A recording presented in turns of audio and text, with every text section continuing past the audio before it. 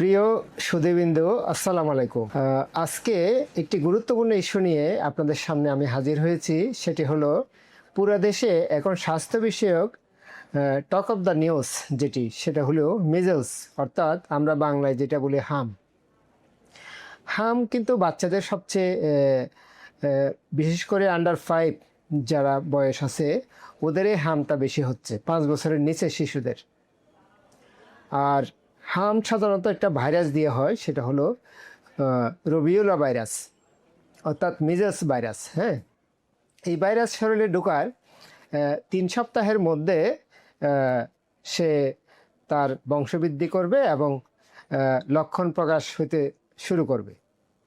লক্ষণের মধ্যে আছে বিশেষ করে জ্বরটা সাধারণত হাই গ্রেড থাকবে, উচ্চ মাত্রায় জ্বর থাকবে, সাথে সর্দি, কাশি, চোখ লাল হওয়া। হ্যাঁ, আর হলো জ্বরের 4 থেকে 5 দিন পরে তার গায়ে র্যাশ আসা শুরু হবে, যেটাকে আমরা বলি ফুসকুড়ি। র্যাশটা সাধারণত ফেস বা কানের পিছন থেকে শুরু হয়। হ্যাঁ, তারপরে আস্তে আস্তে পুরো শরীরে এটা বিস্তৃতি ঘটায়। তারপরে এটার মেইন প্যাথোলজিটা কি, সেটা হলো মেইন প্রবলেম যেটা করে সেটা হলো শরীরে রোগ প্রতিরোধ ক্ষমতা কমায় ফেলে, শিশুকে দুর্বল করে ফেলে, শিশু কিছু খেতে চায় না, এবং কারো ঘরের ক্ষেত্রে ডায়রিয়া, বমি এগুলো দেখা যাচ্ছে, এবং কারো ঘরের ক্ষেত্রে জটিলতার লক্ষণও দেখা যাচ্ছে। বিশেষ করে চোখের সমস্যা, চোখে দেখতে না পাওয়া, পরবর্তীতে সারা জীবনের জন্য অন্ধ হয়ে যাওয়া, আর ব্রেনে প্রদাহ সৃষ্টি করা যেটাকে আমরা বলি এনকেফালাইটিস, আর হলো কিডনিকে অচল করে দেওয়া যেটাকে আমরা বলি AKI, আর একটা হলো সবচেয়ে কমন যেটা, সেটা হলো নিউমোনিয়া। এটা নিউমোনিয়া কমন একটা ম্যানিফেস্টেশন, এবং শিশুকে অনেক সময় ICU ভেন্টিলেটর সাপোর্টও দেওয়া লাগতেছে। তবে এই কমপ্লিকেশনের চান্স কিন্তু খুব বেশি না।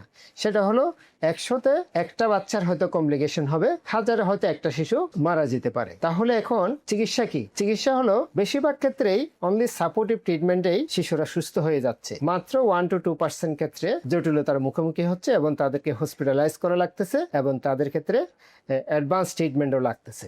সাপোর্টিভ ট্রিটমেন্টটা কি? সেটা হলো শিশুকে পুষ্টিকর খাবার দেয়া, শিশুর প্রতি অতিরিক্ত একটু খেয়াল রাখা বেশি, তারপরে তার প্রতি একটু যত্নশীল হওয়া, তারপরে তাকে প্যারাসিটামল জাতীয় ওষুধ খাওয়ানো, আর হলো তার যাতে পানি শূন্যতা না হয়, যাতে কিডনি সচল থাকে সেদিকে লক্ষ্য রাখা, এবং কোনো জটিলতা হচ্ছে কিনা সেদিকে খেয়াল রাখা।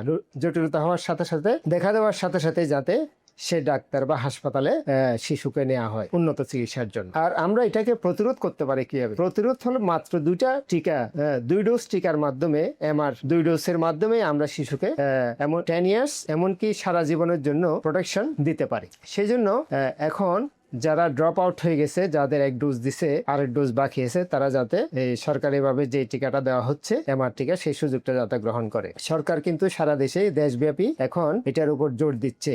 হ্যাঁ, যারা ড্রপ আউট হয়ে গেছে এবং যাদের 1 ডোজ দিছে 4 সপ্তাহের বেশি হয়েছে, তারা অবশ্যই টিকা দিবে। আর যারা 2 ডোজ পেয়ে গেছে তাদের খুব বেশি এসেনশিয়াল না, কেননা গবেষণায় দেখা যাচ্ছে 2 ডোজ টিকা দিলে, MR টিকা দিলে সে 97% প্রোটেকশন পাচ্ছে। অতএব 2 ডোজের বেশি না দিলে চলবে। আর হলো ভ্যাকসিনেশন, আরেকটা হলো কি প্রতিরোধ করতে পারি আমরা। করোনার সময় আমরা যে পরামর্শগুলো দিতাম, হ্যাঁ, ওই অন্যান্য শিশুদেরকে আক্রান্ত শিশু থেকে দূরে রাখা, আর যারা সেবা দিবে, হ্যাঁ, তারা যাতে সতর্কতা অবলম্বন করে, বিশেষ করে মাস্ক পরিধান করে যারা আক্রান্ত, হ্যাঁ, তারপরে ফ্রিকোয়েন্টলি হ্যান্ড ওয়াশ করা যাতে এটা না ছড়ায়। আর যারা সাসপেক্টেড রোগী, যারা ইয়ার মধ্যে ক্রাউডিং এর মধ্যে যাচ্ছে, বিশেষ করে হাসপাতাল বা ডাক্তারের চেম্বারে যাচ্ছে, সেখানে সে যাতে একটু দূরত্ব বজায় রেখে, মা তার শিশুকে দূরত্ব বজায় রেখে যাতে বসে, যাতে এটা ওখান থেকে দ্রুত না ছড়ায়। এভাবে আমরা এটাকে প্রতিরোধ করতে পারি। তাহলে এখন জনসচেতনতা বেশি জরুরি। সরকার একার পক্ষে এই সমস্যা থেকে উত্তরণ ঘটানো সম্ভব না। যদি আমরা সচেতন হই তাহলে এটা দ্রুতই আমরা সমাধান করতে পারবো ইনশাআল্লাহ। আজকে এটুকুই, ভবিষ্যতে অন্য একটা বিষয় নিয়ে হাজির হবো। আল্লাহ হাফেজ।